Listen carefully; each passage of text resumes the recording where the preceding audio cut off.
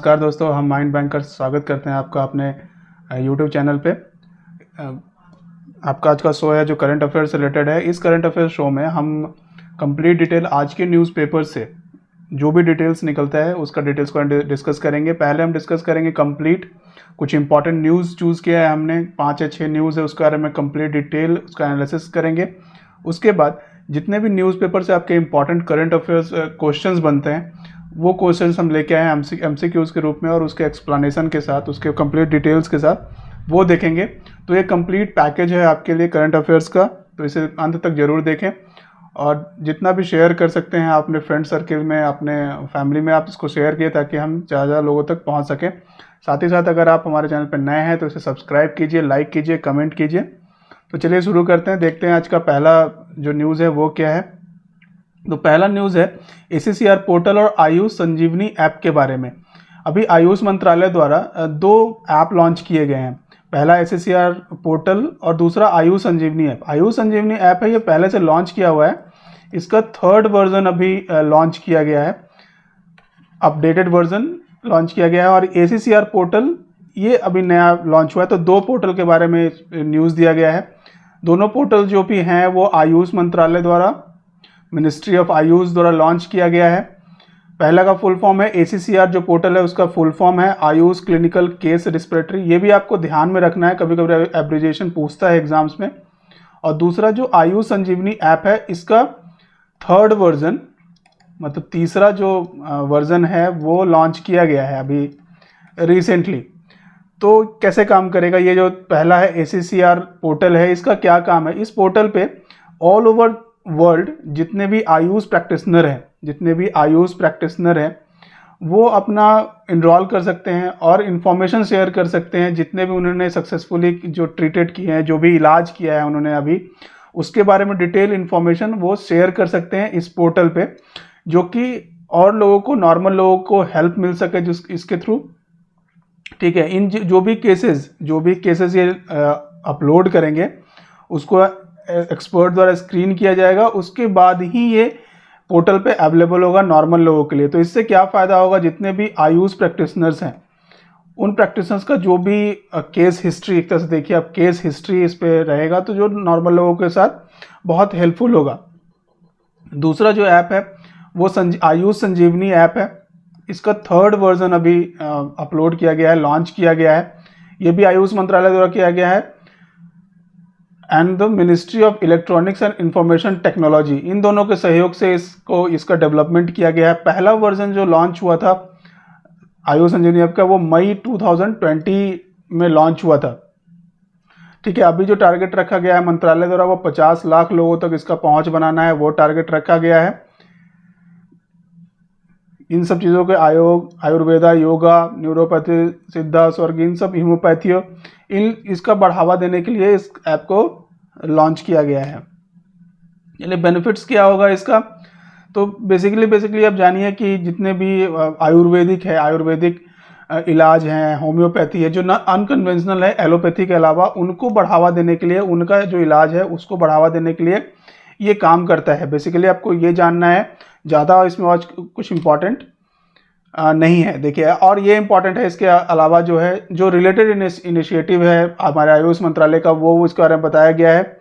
National Ayush mission, ठीक है, ये एक इनिशिएटिव है। Ayush health and wellness centre,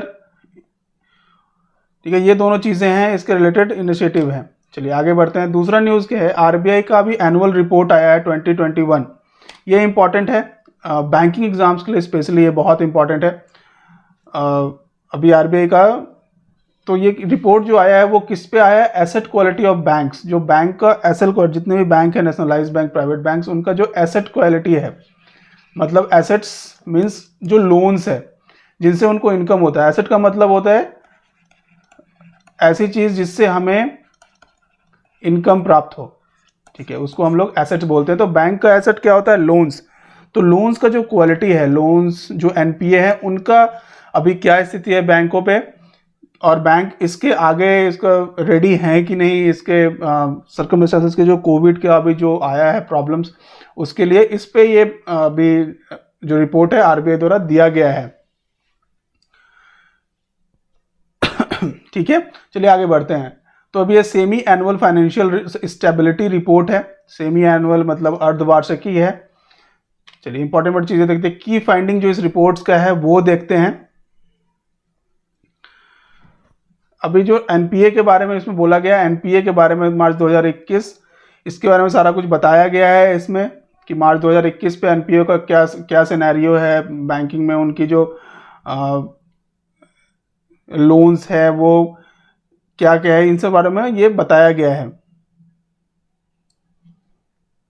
इसमें एक चीज़ और अच्छी बात ये बताई गई है कि मार्च 2020 से ये घट गया है। मार्च 2020 में जो एनपीए ग्रॉस एनपीए था हमारे इंडिया में बैंक्स का, वो 8.2% था। अभी ये 6.8% है। दिसंबर 2020 में ये घट गया है। चलिए आगे बढ़ते हैं। रिपोर्ट्स में ये बताया गया है कि प्रोविजनल कवरेज रेशियो पीसीआर जो है वो बैंक का इंप्रूव हुआ है। 66% था पहले, अभी 75.5% हो गया है। तो ये पीसीआर क्या होता है? पीसीआर वो धनराशि होती है जो बैंक अपने पास रिजर्व रखता है, जो लोन बैंक प्रदान करती है जितने भी, कि अगर वो लोन खराब हो जाए तो उसकी भरपाई के लिए, क्योंकि बैंकों के पास जो भी पैसे होते हैं वो आम जनता के हैं। जो डिपॉजिट होता है, जो भी बैंक में डिपॉजिट होता है, उसी से लेके बैंक लोन प्रदान करती है और उससे जो इंटरेस्ट होता है उससे बैंक का प्रॉफिट होता है। तो अगर मान लीजिए लोन खराब होता है या लोन चुकाया नहीं जाता है तो बैंक उसको कहाँ से वापस करेगी? तो इसके लिए बैंकों में ये प्रोविजनिंग कवरेज रेशियो पीसीआर का प्रावधान रखा गया है कि बैंक को रिजर्व रखना है। तो बैंक को जो भी प्रॉफिट होती है, अगर बैंक अच्छे स्थिति में है तो पीसीआर ज़्यादा रहता है, अगर बैंक की स्थिति खराब है तो पीसीआर कम रहता है। तो ये इसीलिए माना जाता है। तो अगर पीसीआर लेवल बैंक का अच्छा है तो मतलब बैंक अच्छे स्थिति में है, तो ये बैंक का जो पीसीआर लेवल है वो बढ़ा है, ये इस चीज में बताया गया है। Risk weighted asset ratio CRAR bank का वो भी इंक्रीज हो गया है, 15.9% हुआ है। ग्रॉस एनपीए रेशियो जो नॉन बैंकिंग फाइनेंशियल इंस्टीट्यूट्स का है ये बढ़ गया है। जो एनपीए रेशियो है ये नॉन बैंकिंग जो एनबीएफसीज होते हैं उनका बढ़ गया है। ठीक है, ये 6.8% हो गया है, पहले ये 5.7% था। और कैपिटल एडिक्विटी रेशियो ये भी बढ़ गया है बैंकों का, एनबीएफसी का 24.8% था, हो गया है ये। तो ये रिपोर्ट्स का इंपॉर्टेंट चीज़ें थी, ये आपको जाननी है। आगे अगले न्यूज़ पे बढ़ते हैं कि आईआईटी मंडी ने, जो आईआईटी मंडी में आईआईटी है, उन्होंने प्रोटीन स्ट्रक्चर कोविड-19 वायरस का के बारे में पता किया है। प्रोटीन स्ट्रक्चर क्या है उसके बारे में पता किया गया है। मेनली अभी क्या बताया गया है इस रिपोर्ट में कि जो भी एंटीबॉडीज हम यूज़ कर रहे हैं कोविड-19 के अगेंस्ट, कोविड वायरस के जो भी एंटीबॉडीज हम कर रहे हैं, इसमें अभी ये कंफर्म नहीं है कि जो अगला वेरिएंट आएगा या जो आगे इसके जो कन्वर्ट होगा दूसरी चीज़ों में, उस पर यह असर करेगा कि नहीं, इसी के बारे में बताया गया। तो इसमें इसका सॉल्यूशन दिया गया है कि अगर आप प्रोटीन स्ट्रक्चर इसका पता हो जाता है तो उसका जो प्रोटीन होता है, जो कि प्रोटीन स्ट्रक्चर है, जो उसके स्पाइक्स होते हैं, उस पर असर करेगा। तो ये आगे ये मल्टीप्लाई नहीं हो पाएगा, ये आगे चेंज नहीं हो पाएगा। तो ये बहुत इंपॉर्टेंट है, इसीलिए प्रोटीन स्ट्रक्चर इस रिपोर्ट में इसी के बारे में बताया गया है। देखिए इस स्पाइक्स के बारे में हम बात करें, जो ये स्पाइक्स निकले हैं इसके बारे में बात करें। ये प्रोटीन से बना होता है।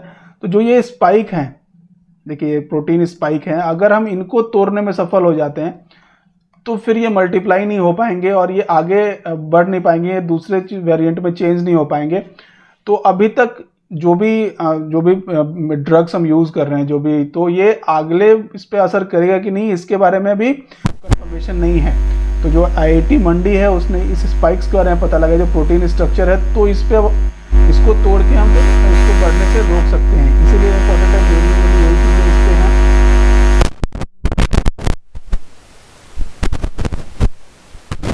कोविड-19 है, ये कौन सा वायरस, इसके लिए SARS-CoV-2 वायरस कॉज करता है, ये आपको जानना जरूरी है। ठीक है, जिसको कोरोना वायरस 2 बोलते हैं।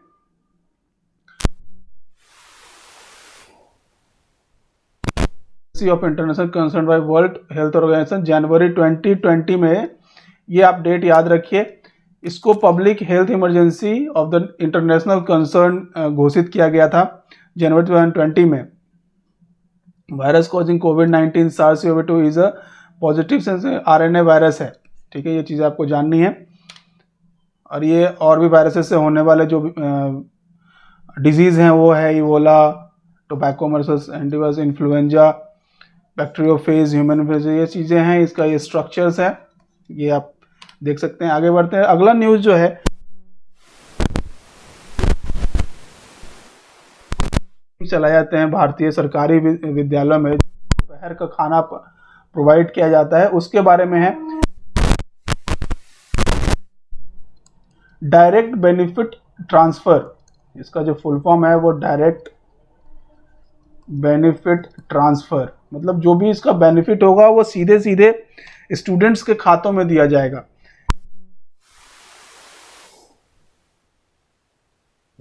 काम कर रही है, अच्छा फंड प्रदान कर रही है कि बढ़िया से बच्चों को स्कूल में भोजन मिले, उसको पौष्टिक भोजन मिले, तो उसका जो भी डे टू डे चीज़ें हैं वो पूरी हो जाए, प्रोटीन का जो भी उनका ज़रूरत है खाने का वो पूरा हो जाए। साथ ही साथ इससे बच्चे उससे अट्रैक्ट होकर स्कूल भी आने लगे।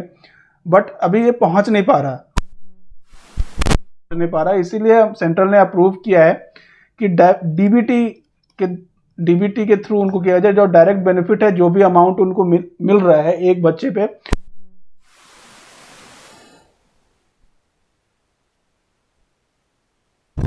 बूस्ट होगा।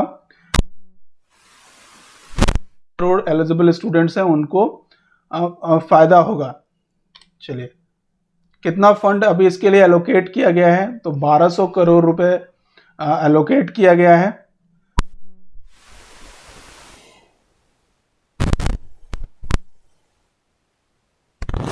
है, ये बहुत अच्छा एक इनिशिएटिव है गवर्नमेंट का। इसके थ्रू गरीब बच्चे जो हैं, जो सरकारी स्कूल में पढ़ते हैं, उनके लिए पौष्टिक भोजन का इंतजाम किया जाता है। और साथ ही साथ इससे फायदा भी है कि बच्चे एटलीस्ट इसके लालच में जो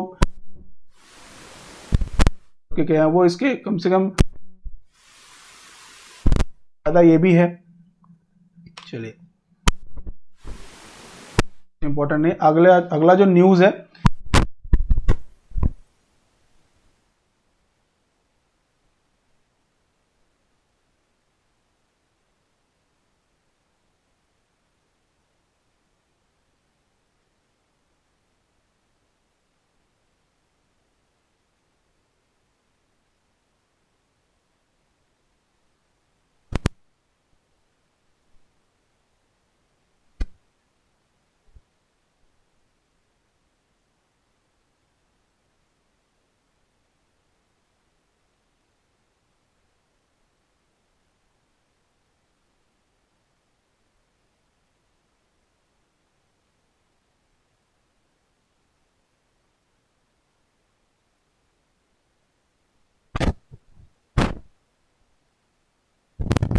है इसके लिए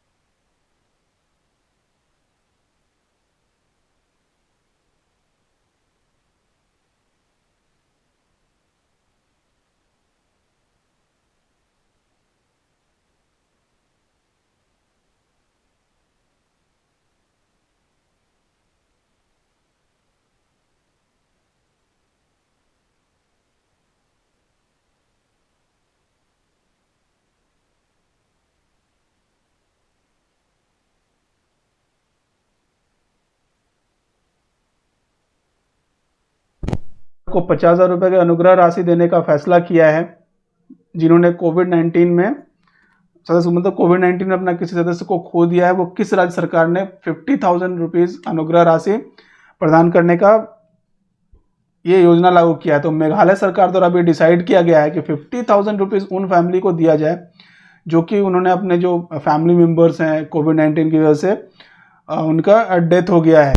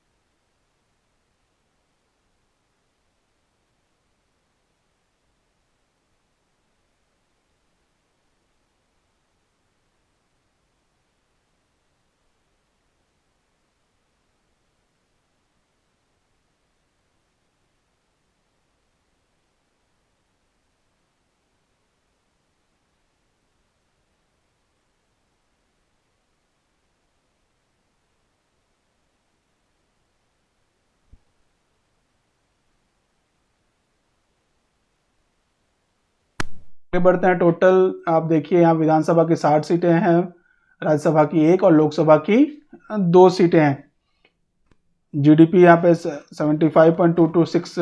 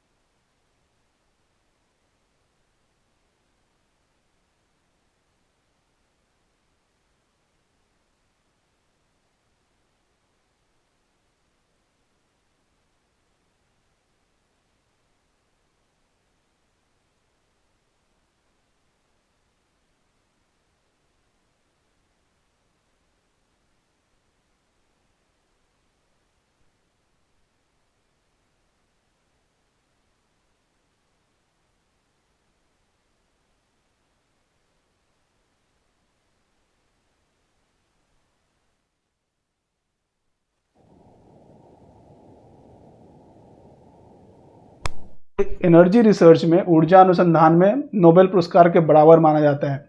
तो प्रोफेसर सीएन रमन जी को ये मिला है। ठीक है, तो ये किस पे काम कर रहे हैं? तो हाइड्रोजन ऊर्जा पे ये काम कर रहे हैं, इसके लिए इनको ये अवार्ड मिला है। ये देखिए, ये इनके बारे में हम बात कर रहे हैं। चलिए अगले क्वेश्चन की तरफ बढ़ते हैं। APEDA जिसने बागवानी उत्पादों के लिए आभासी व्यापार मेले का आयोजन किया, उसका मुख्यालय कहाँ पे है? APEDA ने बागवानी उत्पादों के लिए एक वर्चुअल अभी ट्रेड फेयर आयोजित किया है, उसका मुख्यालय आपको बताना है कहाँ पे है। ठीक है, तो न्यू दिल्ली में इसका हेडक्वार्टर्स है, ये आपको ध्यान रखना है। अभी जो कि हॉर्टिकल्चर प्रोडक्ट्स के लिए एक फेयर किया गया था, ये वर्चुअली किया गया है, और ये सेकेंड वर्चुअल ट्रेड फेयर है, दूसरा वर्चुअल ट्रेड फेयर है इस प्रकार का।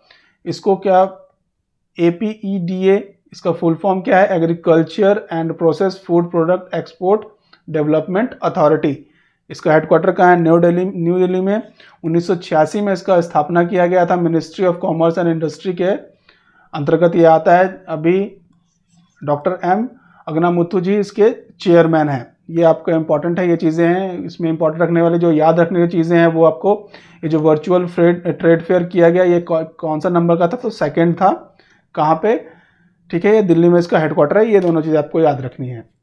देखिए अगला क्वेश्चन है, केंद्र ने कोविड-19 के कारण मरने वाले 26 पत्रकारों के परिवारों में से प्रत्येक को कितनी राशि की वित्तीय राहत प्रदान का मंजूरी दी है? जो अभी देखिए आपने न्यूज़ में भी सुनते हैं कि बहुत सारे जो जर्नलिस्ट हैं, पत्रकार हैं, उनकी भी मृत्यु हुई कोविड-19 के न्यूज़ कवर करने में या उससे चीज़ों में।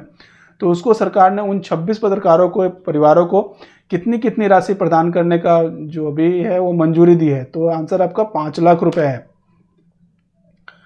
ठीक है, ये चीज़ें आपको ये इतनी इंपॉर्टेंट है, ये रखनी है बस कि 5 लाख रुपए मिलेंगे कोविड-19 के अंतर्गत। चलिए आगे बढ़ते हैं, नेक्स्ट क्वेश्चन देखते हैं। Research and analysis wing raw के सचिव का नाम बताइए जिनका कार्यकाल हाल ही में 1 साल के लिए बढ़ा दिया गया है। तो रॉ के सचिव हैं, उनका कार्यकाल बढ़ा दिया गया है, वो आपको बताना है किनका बढ़ाया गया। तो सामंत कुमार गोयल जी अभी सचिव हैं, इनका कार्यकाल 1 साल के लिए फिर से बढ़ा दिया गया है। ठीक है, तो एक और लोगों का बढ़ा है, सचिव का भी है, साथ ही साथ चीफ जो कि रॉ के चीफ हैं, उनका भी कार्यकाल बढ़ा दिया गया है। तो रॉ के चीफ कौन है? अरविंद कुमार जी, इनका भी कार्यकाल बढ़ा दिया गया है। अगले साल के जून 30 तक इनका कार्यकाल बढ़ा दिया गया है। ठीक है, तो 2 लोगों का कार्यकाल बढ़ा है। IB के बारे में जानते हैं, 1887 में इसका निर्माण किया गया। अभी डायरेक्टर अरविंद कुमार जी है, हेडक्वार्टर न्यू दिल्ली में है। और research and analysis wing raw, ये 21 सितंबर 1968 को इसका स्थापना किया गया। सामंत कुमार गोयल जिसका सेक्रेटरी है, हेडक्वार्टर कहाँ पे है? न्यू दिल्ली में। तो इन दोनों इंटेलिजेंस एजेंसी के जो हेड हैं, इन दोनों का कार्यकाल बढ़ा दिया गया है। आपको याद रखना है, अरविंद कुमार जी और सामंत कुमार गोयल जी। चलिए आगे बढ़ते हैं, अगला क्वेश्चन देखते हैं। सरकार ने जुलाई 2021 में वाणिज्य सचिव के रूप में किसे नियुक्त करने की मंजूरी दी है? तो वाणिज्य सचिव जो हैं, कॉमर्स सेक्रेटरी, उनको किसे नियुक्त किया जा रहा है ये आपको बताना है। तो VVR सुब्रमण्यम जी, इनको अभी नियुक्त किया गया है नए कॉमर्स सेक्रेटरी के रूप में। 1987 बैच के छत्तीसगढ़ कैडर के ये IAS ऑफिसर हैं। प्रीवियसली इन्होंने PMO ऑफिस में मनमोहन सिंह जी सरकार में इन्होंने सर्व किया था। ठीक है, अभी ये, चलिए तो ये क्वेश्चन हो गया। आगे बढ़ते हैं अगले क्वेश्चन की तरफ। निम्नलिखित में से किस केंद्र शासित प्रदेश ने 100% कोविड टीकाकरण प्राप्त करने के लिए गहन टीकाकरण कार्यक्रम शुरू किया है? तो इनमें से कौन सा ऐसा है जिन्होंने 100% कोविड टीकाकरण प्राप्त करने के लिए गहन टीकाकरण कार्यक्रम शुरू किया? तो आपका आंसर होगा पुदुचेरी ने अभी किया है। तो देखिए पुदुचेरी के बारे में कुछ चीज़ें हैं कि अभी उन्होंने जो जल जीवन मिशन, उसमें भी इन्होंने 100% प्राप्त कर लिया है उसका लक्ष्य कि हर घर में टैप जल, मतलब नलके का जल पहुंचाने के लिए ये किया गया। तो ये भी इंपॉर्टेंट है। साथ साथ उन्होंने अभी कोविड-19 के 100% वैक्सीनेशन के लिए अपना स्टार्ट कर दिया है कि हम 100% बहुत जल्दी प्राप्त कर लेंगे। साथ ही साथ एक न्यूज़ इसके साथ है कि अभी है न्यूज़ कि जम्मू एंड कश्मीर ने 45 ईयर्स से एज के ऊपर के जितने भी लोग हैं उनका 100% वैक्सीनेशन कर लिया है। ये भी आपको ध्यान रखना है, बहुत इंपॉर्टेंट है। ये भी क्वेश्चन आएगा। पहला राज्य ऐसा बना है जिन्होंने 100% कर लिया है, लेकिन 45 ईयर से ऊपर के एज का। दो चीज़ें ध्यान रखनी है आपको। तो पूरी जगह जानते हैं, लेफ्टिनेंट गवर्नर यहाँ के तमिलसलाई सौंदरराजन है, चीफ मिनिस्टर एन रंगास्वामी है। चलिए, ये आपका करंट अफेयर्स का है, पूरा हो गया आपका। आगे उम्मीद करता हूँ आपको ये बहुत हेल्पफुल होगा। सेशन को पूरा देखिए, इसका PDF हमारे टेलीग्राम चैनल पे अवेलेबल है। द माइंड बैंकर्स के नाम से आप उसको सर्च कर सकते हैं, ज्वाइन कर सकते हैं। PDF वहाँ पे आपको इस सेशन का मिल जाएगा। आज जानते हैं आज के हिस्ट्री के बारे में। आज का डेट पे जो कुछ हिस्ट्री के इंपॉर्टेंट चीज़ें हैं वो जानते हैं। तो 1858 में पहला कल्चरल एक्शन प्रोग्राम साइन किया गया इंडिया और चाइना के बीच में, आज ही के डेट में। ठीक है, 1996 में बहुत इंपॉर्टेंट चीज़ें हुई थी कि अटल बिहारी वाजपेयी जी की गवर्नमेंट ने मोशन ऑन कॉन्फिडेंस में फेल हो गए थे और 2 दिन का डिबेट चला था, फिर भी उसमें फेल हो गए और उनका जो सरकार है वो गिर गया था। ठीक है, और देखिए वर्ल्ड में आज के दिन में कुछ ज़्यादा इंपॉर्टेंट नाइजीरिया में फर्स्ट फ्री इलेक्शंस किए गए थे। सब जो और इम्पोर्टेंट है वो है 1953 में एडमंड हिलरी और तेंजिंग नार्गे जी ने माउंट एवरेस्ट पे पहली बार वहाँ पे फतेह किया था। उसके बारे में ये आज ही के दिन किया था, ये इम्पॉर्टेंट है। तो ये था आज का सेशन। उम्मीद करता हूँ आपको आज का सेशन बहुत हेल्पफुल होगा एग्ज़ाम में। तो इसको आप हमारे साथ बने रहिए। कल मिलते हैं फिर से नए करंट अफेयर्स के साथ। और साथ साथ अगर तो अभी तक आपने हमारे चैनल को सब्सक्राइब नहीं किया है, सब्सक्राइब कीजिए, लाइक कीजिए, कमेंट कीजिए और हमारे साथ बने रहिए। Thank you very much.